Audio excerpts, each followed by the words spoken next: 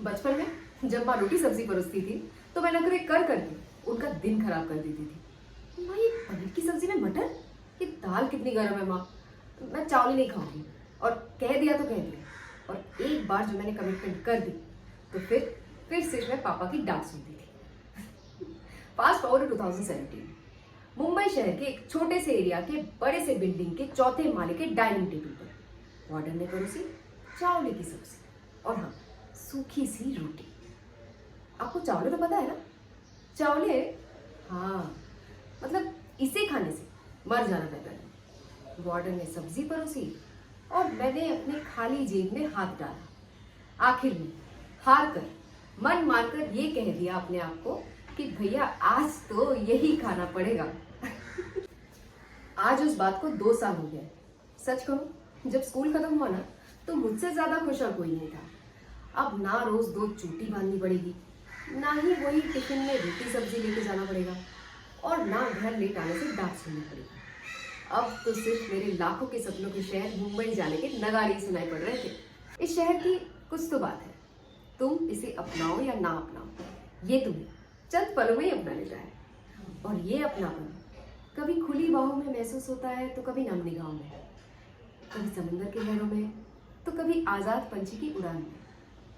मानो हर सपने को यहाँ उम्मीद की एक राशि मिल जाती है, जिसे बांध कर बदलते हालातों में भी वो झूलता रहता है।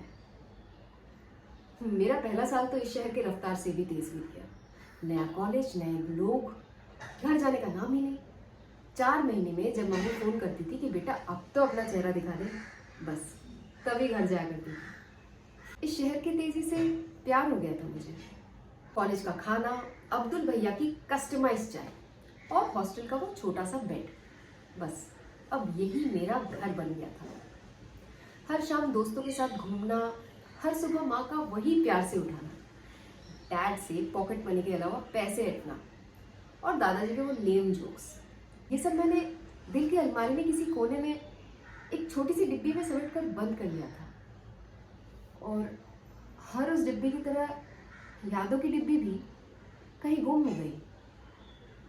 अब बारिश में भीग भी जाऊं तो रोकने वाला कोई नहीं। और जब ठंड लगे, एक सेकेंड, बॉम्बे में ठंड कहाँ, बट ये बात माँ को कौन समझाए। अब ठंड में सर्दी जुकाम से कैसे बचना चाहिए, ये सारी टिप्पणियां माँ फोन पर ही दिया करती थी। सर का दर्द हुआ करता था ये फोन कॉल। लेकिन एक ऐसा वक्त आया जब हॉस्टल का वो बेड नहीं रहा। कॉलेज के खाने से पेट खराब होने लगा और अब्दुल भैया ने मक्खी वाली चाय परोसी। एक चॉकलेट का हिसाब ज्यादा मांगा।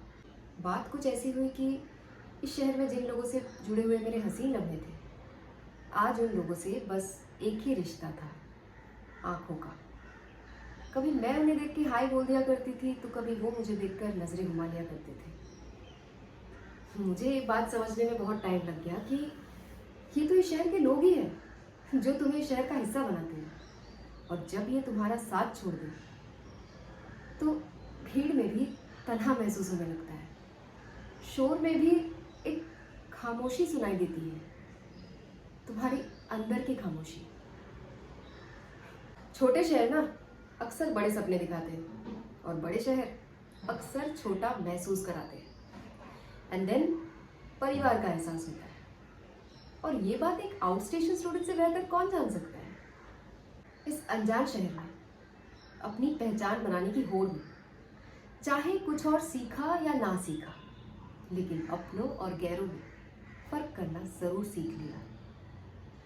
तो अभी बुरे से बुरे दिन में भी ना बस एक ही चीज का इंतजार रहता है कि बेटा तू ठीक तो है ना, बेटा तूने खाना खाया। पिछले महीने मैं फिर घर गई थी और जब माँ के 536वीं बार मुझसे पूछा कि बेटा खाने में क्या बनाऊं, तो मैंने कहा माँ आज चावल की सब्जी बना लो।